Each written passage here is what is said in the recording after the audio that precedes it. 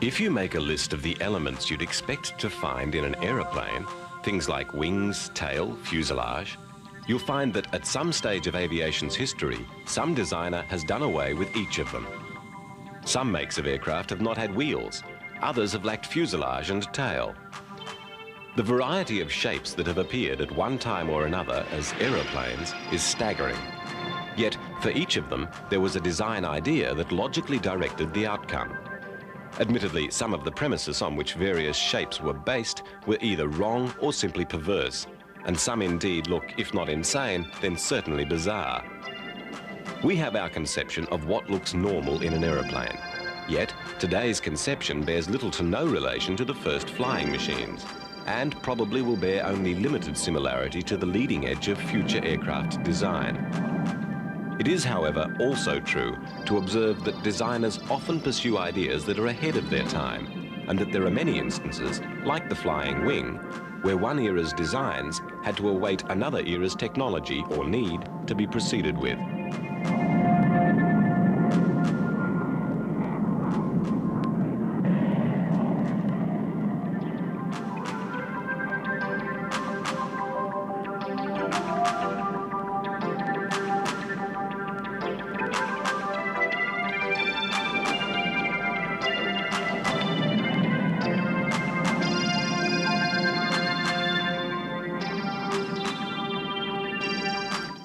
When aviation began, it was not so much a matter of questionable data. There was no real understanding of what made flight possible.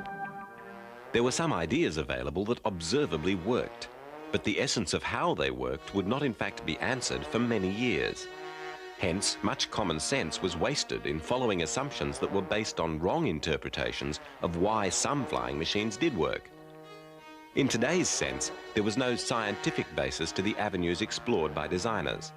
They tended to follow engineering ideas and mechanical advances, operating on a combination of intuition and experience that often led them astray, sometimes fatally. Quite often, their results looked downright comic to our eyes, though presumably, at the time, the designs that worked looked no less unlikely than those that didn't.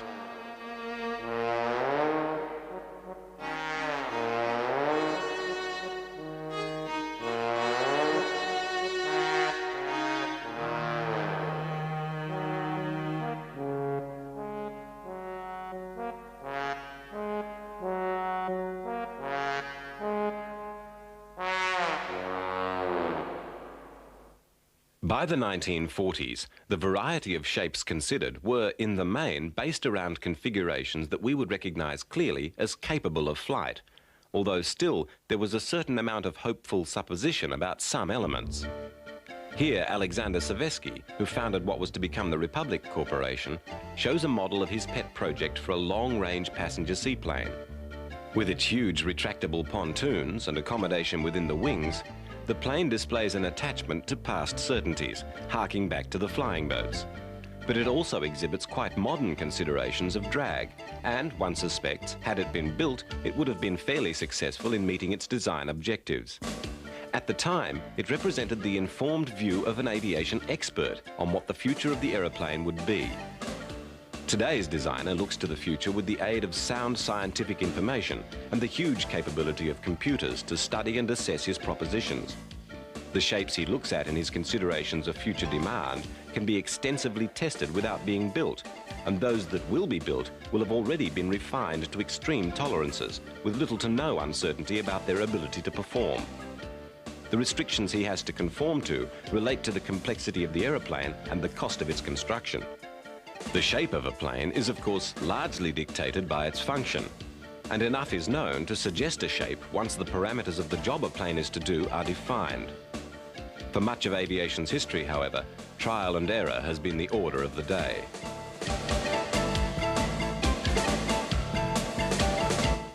The Wright brothers' plane was configured with the propeller behind the wing, with the blades pushing the plane through the air.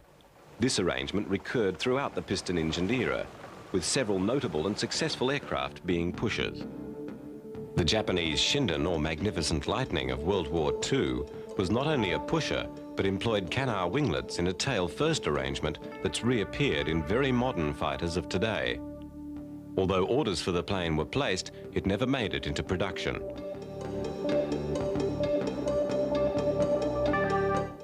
During World War II, the US Air Force experimented with several advanced pusher-propped piston-engined fighters. One of the adventurous designs was the Northrop XP-56, a plane that showed its lineage in its tailless design, complex control systems and swept-back wing.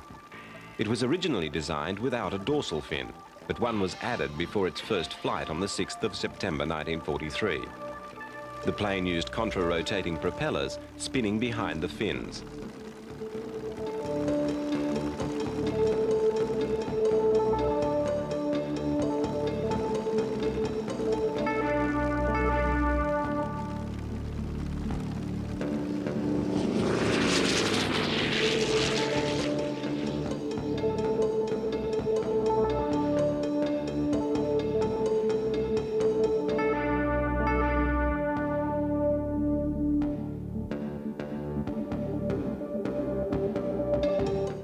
The first example crashed due to undercarriage failure, and the plane was a total write-off.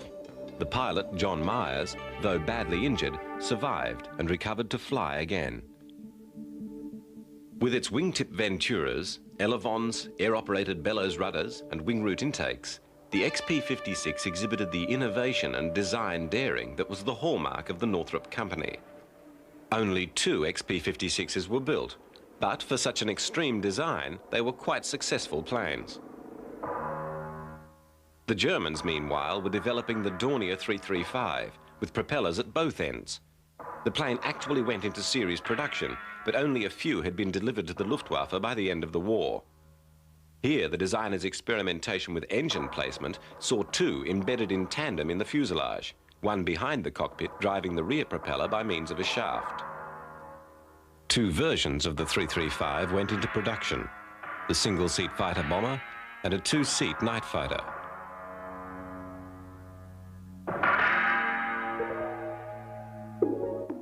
One of the successful pusher concepts, and certainly the biggest, was the B-36 Peacemaker, with its 6 engines positioned along the trailing edge of its huge wing. One of the main reasons for this arrangement was so that the wing's lift was not disrupted by the engine nacelles and the airflow over the wings was not disturbed by the massive turbulence of the propellers.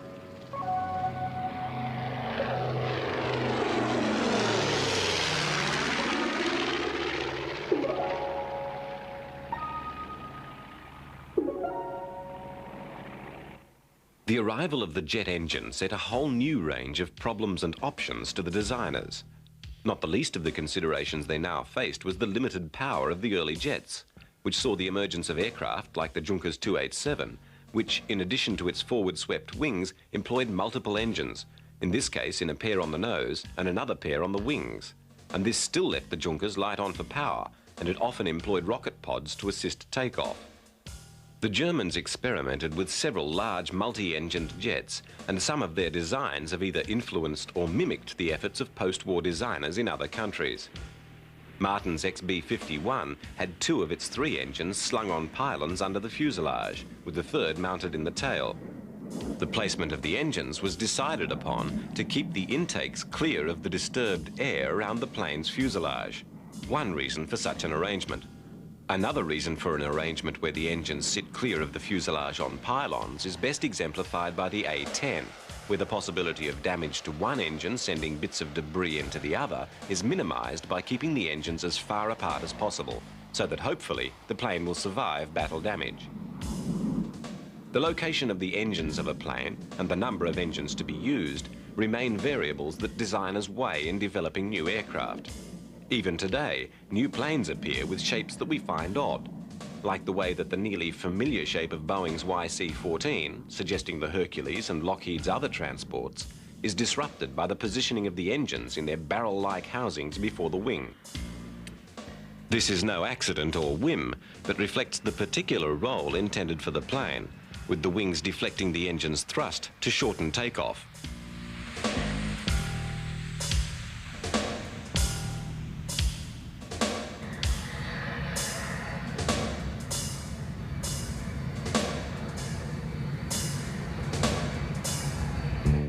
The Heinkel 162 designed in the last desperate months of the war to be rapidly mass-produced by slave labour, simply lumped the engine on top, giving it clean airflow and keeping it away from the wing to avoid disruption of the wing's lift, and perhaps also because such a location was a simple and cheap design option. This location of the engine appeared in other designs for the Luftwaffe and was also suggested much later by the North American company's YF-107, developed from a design study conducted around the F-100 Super Sabre. The F-107 had a large dorsal intake directly behind the pilot's position. The designers surely had their good reasons for adopting the configuration, but the pilots were also justified in their detestation of the idea of being both unable to see behind them and unable to be certain that upon ejecting from the plane, they would not be sucked into the intake or impaled upon it. The 107 flew well and was considered a formidable proposition, but was edged out of selection by the Air Force by the F-105. Only 3 107s were built, and the pilots never got to test the designer's promises that ejection would be safe.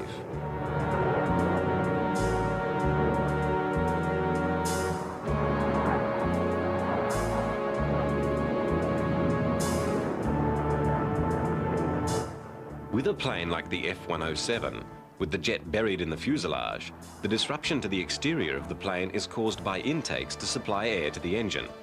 In the past 50 years, jet engines have appeared in almost every possible position in the basic form of an aeroplane that's imaginable. An obvious position was to sling the engine underneath, accepting the drag penalty and simplifying the construction. However, this plane, Messerschmitt's P1101, had another feature that made it the subject of a lot of Allied attention after the war. It employed a variable position wing with 3 fixed positions between 35 and 45 degrees of sweep set before takeoff. From this basis, the engineers at the Bell Corporation, under Robert Woods, developed a practical in-flight variable sweep wing mechanism. The result, complex but functional, was fitted to the company's X-5 experimental plane, the first successful swing-wing aircraft. One side benefit of the X-5 was that the plane had appalling spin characteristics and was difficult to fly. And studies of what was wrong with the design revealed a lot of information about how to interpret wind tunnel data and further contributed significantly to an understanding of what made a plane susceptible to such bad spin behavior. The advantage of a swing wing like the F-111's is that it allows the plane to take advantage of the higher lift provided by a straight wing at lower speeds, and also to sweep the wing back to minimize drag problems at high speed. The designers have incorporated the virtues of both options, avoiding making a choice and limiting the plane's potential. Of course, the variation in approaches to wing shape and placement has been large, and as with the question of engine placement, much theorizing and testing has gone on, and a great variety of shapes has been seen at one time or another. Of course, not only do wings provide lift, they provide drag, turbulence and weak points. Hence, as planes have become faster and the drag and turbulence, as well as the forces operating on the wing, have become greater, attention to the wing shape has heightened. Alexander Lippisch, the German designer of the Delta wing, came to the US after the war and developed the idea for Convair into the XF-92. A delta wing gives advantages in allowing a thin wing, but one that still contains a lot of storage space. It also provides a large wing area to allow slower takeoff and landing speeds, and shifts the control surfaces well aft of the center of gravity. To counter the desirable aspects, there is a tendency to inferior spin recovery and a requirement for high-angle takeoff and landing attitude. The XF-92, with its extravagant fin, is an extreme delta configuration. The B-58 Hustler, another Convair delta wing, with its dramatic planform, is perhaps one of the most memorable of these designs. It was the Air Force's first supersonic bomber, but was caught by the development of both anti-aircraft and intercontinental ballistic missiles, and was not produced in as large a run as had originally been envisioned. Another approach to the shape of planes was that taken by the McDonnell Company in developing its first aircraft. The company had been making components for other manufacturers, but was determined to strike out in its own right. In the clamour of war, the Air Force was busy with procurement, and production designs were given higher priority in access to materials and funding than were experimental types. The only high-priority prototypes were those for jet-powered and night fighter designs. McDonnell were perhaps lucky, therefore, to get backing for their experimental plane. The company's first design, the XP-67, a twin-engine single-seat monoplane that was known as the Bat, was far from conventional and reflected radical choices in configuration. 2 prototypes were ordered in October 1941, but the first wasn't to fly until January 1944. The laminar flow airfoil sections were maintained throughout the design, with the fuselage and nacelles blended into the large wing surface. This form of long sweeping curves expanding and contracting lent the plane a unique appearance and gave it a very large internal volume while maintaining a small frontal area. The shape contained enough space for large fuel tanks, pressurized cockpit, tricycle undercarriage and 6 37mm cannon. The supercharged engines utilized their exhausts for extra thrust, and the plane employed many experimental or advanced design features. Unfortunately, the engines provided failed to deliver the expected power, and the Bat never was pushed to see how fast its shape could actually go. The laminar flow streamlining of the plane represents an approach to one of the persisting and intractable problems of aerodynamics, what is referred to as boundary layer turbulence. This contributes about 80% of the friction drag created by a plane, with that friction drag representing approximately half of all drag working against an aircraft. The boundary layer is the very thin layer of air next to the surface of an aircraft in flight. When the flow of this air is uniform, that is when the particles move in parallel and don't intermingle, the airflow is said to be laminar. Natural flow of this type is rare. The boundary layer generally breaks up into a turbulent flow as it passes over the wing and fuselage, resulting in a sharp increase in friction drag. The study of laminar flow control was initiated by a number of researchers around the world during the mid-1930s, with most of them approaching the problem from the standpoint of streamlining, believing that a perfect shape could be developed that would ensure clean air around a plane. As they saw it, the idea was to maintain laminar flow by scientifically shaping aerofoils and related aerodynamic bodies, and they achieved considerable success in theoretical pursuit of this aim. However, that success was limited overall in that, with the structures they designed, it was found that the stability of the natural laminar boundary layer profile was too low at high speed to withstand even very small disturbance. A more successful approach has proven to be mechanical intervention, removing the innermost part of the boundary layer with very small amounts of suction through a porous skin. This is, however, too expensive and hard to maintain to be much practical use in production aircraft, and the problem remains. The XP-67, representing perhaps the most extreme example of streamlining, did show favourable wind tunnel results through extensive testing. But ultimately, it was a nice try at something impossible. It must be added that the Bat was not just strange, but in its own way, quite beautiful.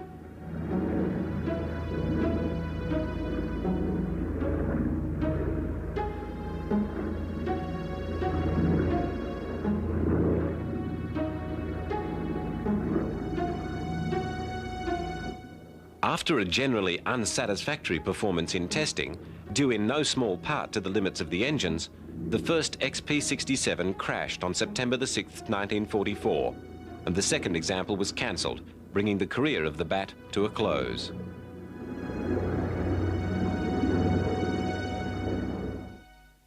The forward thinking of the blending of fuselage and wings has been one of the faces of aircraft design that has lived on, being refined into some of today's production designs. Perhaps the most famous example is shrouded in secrecy, the redoubtable SR-71, Kelly Johnson's delta-winged Blackbird.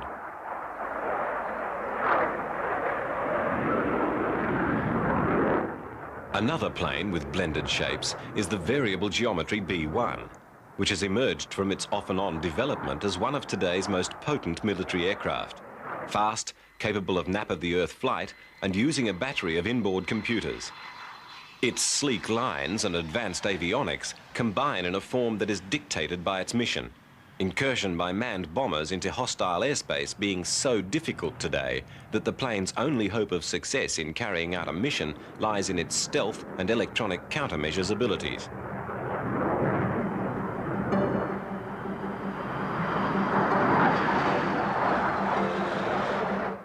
In the realm of fighters, too, the softening of shapes has persisted, with General Dynamics F-16 being a prime example of modern design.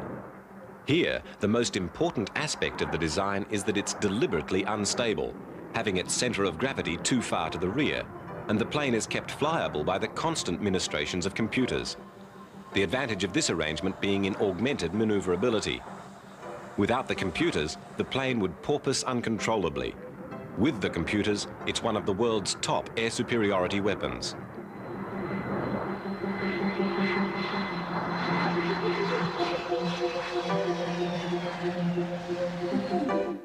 The X-3, with its arrowhead lines, showed another approach to high-speed wings, limiting them to the stubby squared fins that were to reappear on the F-104 starfighter.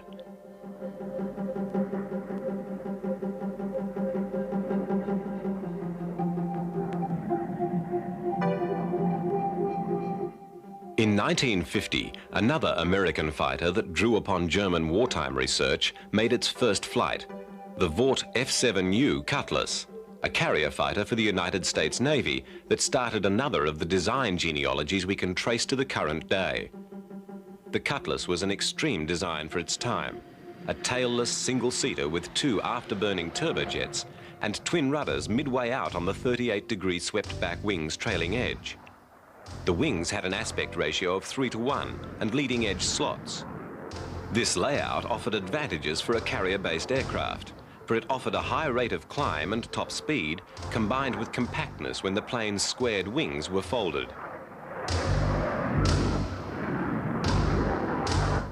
"290 Cutlasses were built, and they proved to be an extremely strong aircraft with great performance. But they suffered a high attrition from accidents, and their time on the inventory was to be cut short. They stayed in service only 3 years after production stopped in 1955. However, looking at several of today's fighters, we can see echoes of the F-7U's shape.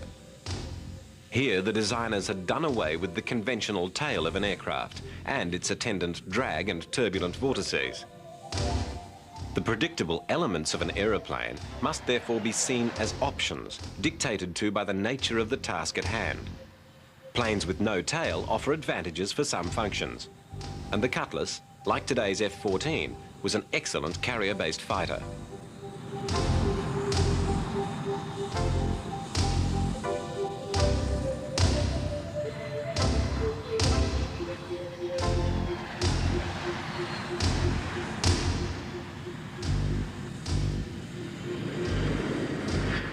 At the same time as the Cutlass was going out of service, NASA and the Air Force both began series of tests on another lineage.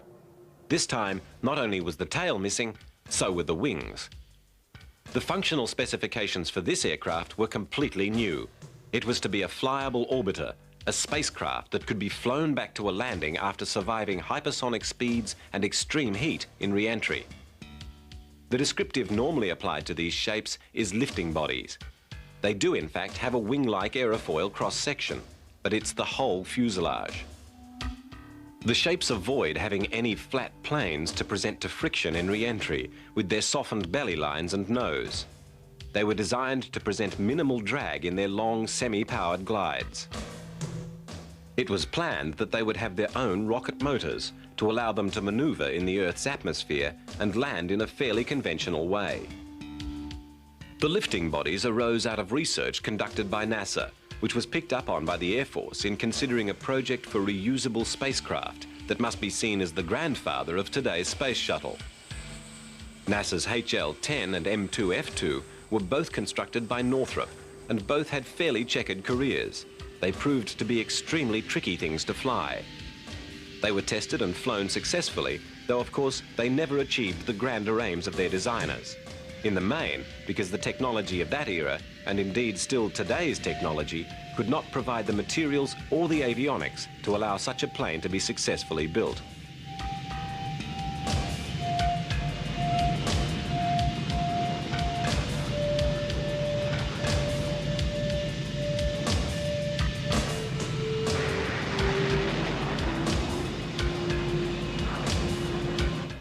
The lifting bodies were essentially constructed to carry out experiments that would supply a database for the development of related materials and dynamics. At the time, two schools of thought were emerging from the chaos of the early days of space research. One, concerned with ballistic re-entry, argued that an object re-entering from space should be allowed to plunge into the atmosphere directly. The counter idea was that the re-entering body be shaped to allow a somewhat slower, controlled atmospheric penetration, with return to a landing under conventional aerodynamic control. The two schools were poles apart. A lifting re-entry vehicle would be significantly more advanced and technologically far more demanding. It would, of course, also be far more useful. But not only would it have to withstand the stresses of being launched, but it would have to perform in 4 different regimes of flight: space, hypersonic transatmospheric, transonic inside the atmosphere, and subsonic prior to landing. However, the complexity of the task was not as daunting as the potential rewards were alluring. A large number of different configurations for a transatmospheric vehicle had been proposed during the course of the early space program, but few suggested viable solutions to the extraordinary problems of re-entry. The research had led in 1958 to NASA's M2 configuration, a half cone with a rounded nose. Theoretically, such a vehicle would permit reductions in G requirement from 8 to possibly as low as 1. Development work had shown that the plane was barely stable in subsonic flight, and repeated modification was undertaken in arriving at the shape of the M2F2 seen here. After the modifications, the shape exhibited an almost conventional airfoil cross-section. The M2F2 and the HL-10, NASA's 2 test aircraft, went through an extended series of glide tests and powered flight tests, with successful firing of their rocket engines and in-flight controlled maneuvers. Although their handling characteristics were not ideal, they were both flyable and served successfully as test vehicles.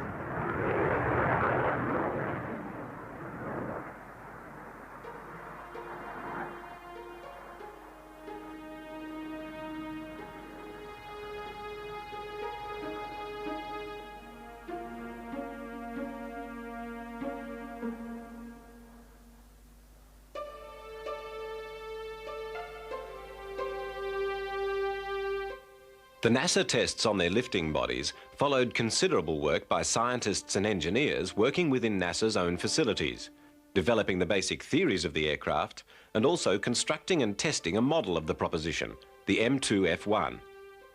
This was fairly rudimentary, with a fixed undercarriage simply bolted to the bottom of the plywood and tubular steel body, and had been primarily concerned with the practical assessment of the lift generated by the shape and the controllability of such a vehicle. Originally towed behind a car, the model had gone on to being tested as a glider towed behind the NASA C-47. As can be seen from this sequence, the M2F1 shape provided a lot of lifting power as the little aircraft soared above its tug at takeoff.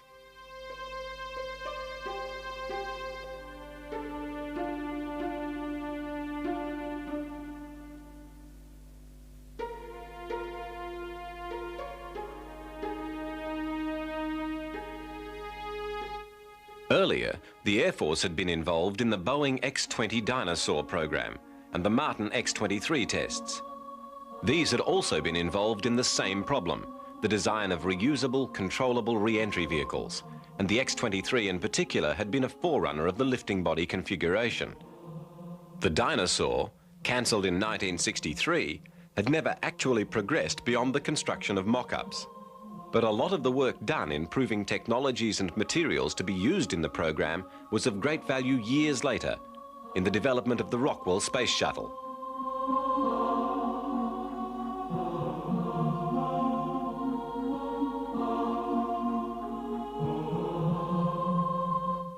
The fat little X-23s, 4 of which were built, were actually launched in 1966 and 67, and pioneered much work in heat shielding and cooling systems that remains valuable.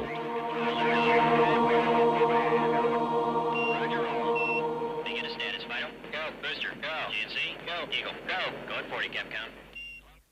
The Air Force involvement with the X-23 and the Dinosaur was directed at study of flight at high speed outside the atmosphere, and complementary studies of the behaviour of lifting bodies inside the atmosphere in glide and landing tests similar to those with the NASA craft were conducted by the X-24 planes. This was actually the same plane rebuilt.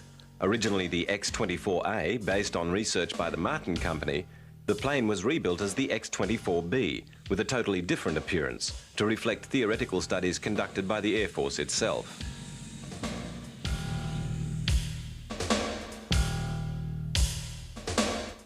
The X-24 program overall was successful in demonstrating the theoretical advantages of the lifting body shape for the role of reusable piloted spacecraft.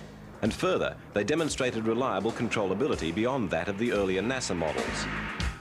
Overall, the lifting body tests conducted at Edwards during the 1960s laid the groundwork and pointed the way for the development of the first functioning reusable craft, the Space Shuttle.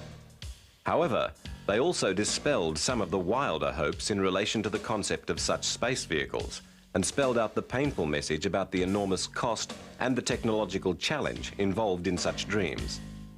In addition, they demonstrated that such craft would be difficult work for the pilot, demanding extreme care and precision. The testing program saw many potentially dangerous situations develop, and it was perhaps partially a matter of luck as much as skill that there were no fatalities during the program. It's probably true to say that no experimental plane's testing can be thought of as free of danger. Wherever the scientists and designers push into the realm of the theoretical or the unknown, there's always the potential for the unforeseen to send things seriously astray. This is probably platitudinous. Certainly it can be accommodated by Murphy's Law without the need to delve into chaos theory.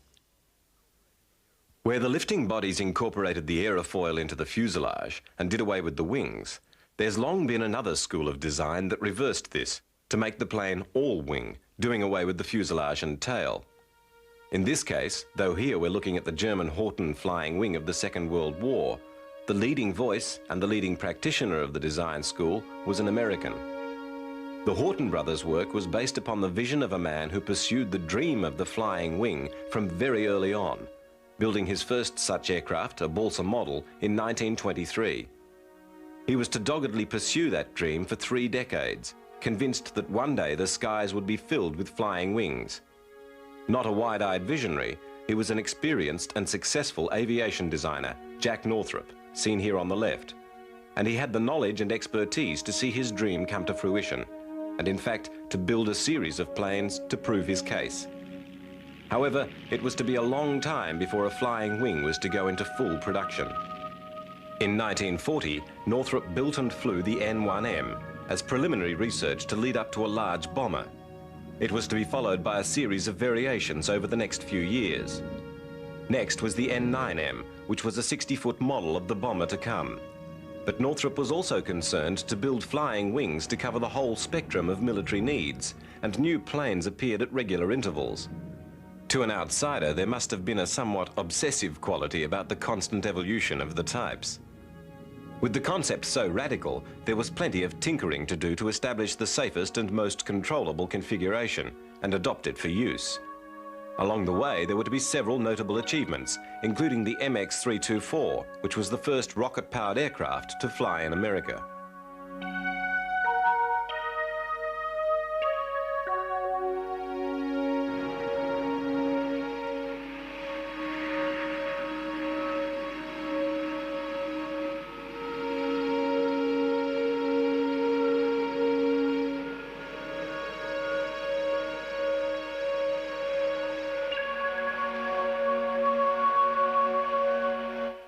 The wings appeared to fill every niche, even that of pulse jet-powered flying bomb. But the aim was directed at building big flying wing bombers, and the first of these was the XB-35. The Air Force had ordered 2 prototypes in November 1941 and followed this with a contract for 13 test planes. Wartime plans to build 200 at the Martin Company's Omaha plant were dropped, but the plane proceeded, slowly but surely, towards completion. The first flight came on June the 25th, 1946.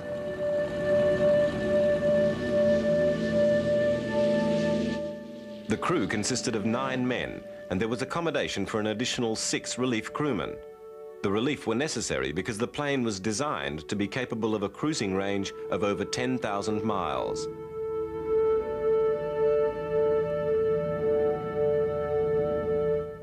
The first 3 flying wings were powered by Pratt & Whitney piston engines, but an order placed on the 1st of June 1945 saw the next 2 planes completed with Allison J-35 jets as XB-49s, and by 1947 the first of these had been rolled out ready for testing. No less than 8 of the engines were installed, fed by intakes in the leading edge. The effect of these fuel-hungry early jet engines on the plane's range was catastrophic, bringing it back to an estimated 4,000 miles if the wing was carrying a reasonable bomb load. This range penalty did, of course, apply to all the early jet bombers.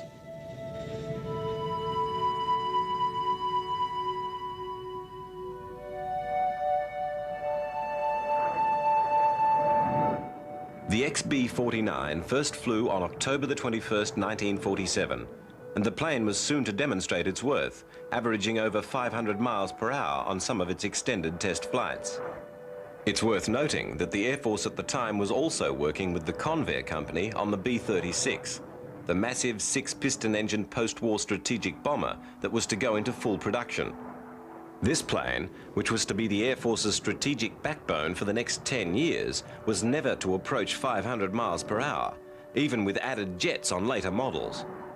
However, in late 1947, within the range limitations of the thirsty jets, the XB-49 program was running smoothly, and the Air Force placed orders for more bombers and for a reconnaissance version.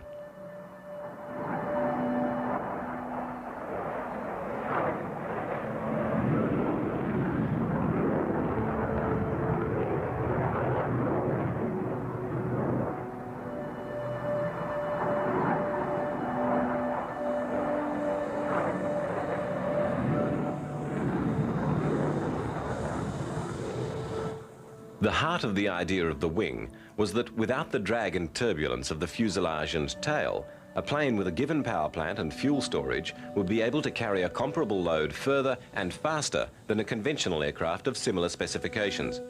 And this was to prove to be largely true. The Northrop team were to overcome some very testing problems along the way, but the XB-49 was refined into a fine flying machine. Without the normal control surfaces, some very complex developments had to be made to give the pilot secure command of the craft. But measures of can-do and lateral thinking, coupled with the application of ingenuity and hard theoretical and practical work, gave the wing unique and fully functioning systems. The Air Force retained its doubts about whether the wing was a stable enough platform for bombing, and there were problems fitting the large and unwieldy nuclear weapons of the day into its bomb bay. But the XB-49 program had by 1948 fully verified Jack Northrop's expectations and predictions and looked set for introduction into the Air Force inventory. However, in April 1949, the contracts were cancelled and the planes were scrapped, taking with them Northrop's dream of a world where the sky was filled with economical, efficient flying wings. Now, a preview of the flying wing transport of tomorrow. The midsection provides ample room for 80 passengers. Spaciousness keynotes the luxurious main lounge, extending 53 feet inside the wing. And future air travelers will really see something. Through the plexiglass windows of the front wing edge, passengers have an unimpaired view of the Earth unrolling thousands of feet below. Coast-to-coast flights in 4 hours may not be too far away. The dorsal tip of the plane provides an excellent vantage point to see the world go by. Snug as bugs in their magic carpet, air travelers can look down on mere earthlings as the double quartet of mighty turbojets whistle them through space. The sleek Air Leviathan carries more cargo farther, faster, and with less fuel than any comparable plane. And the bar will raise the spirits of those who don't feel high enough in the stratosphere.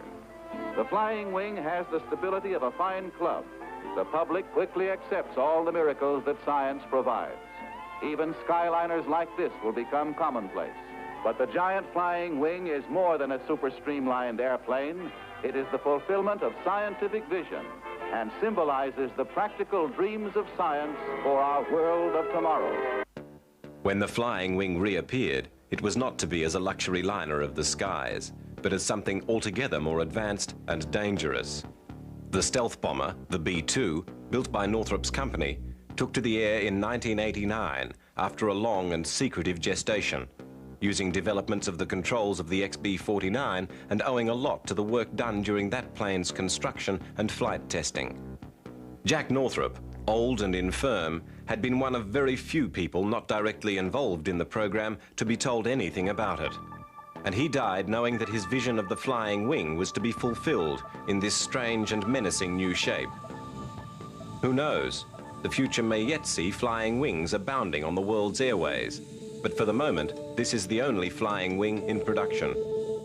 It is also one of the most astonishing triumphs of today's technology.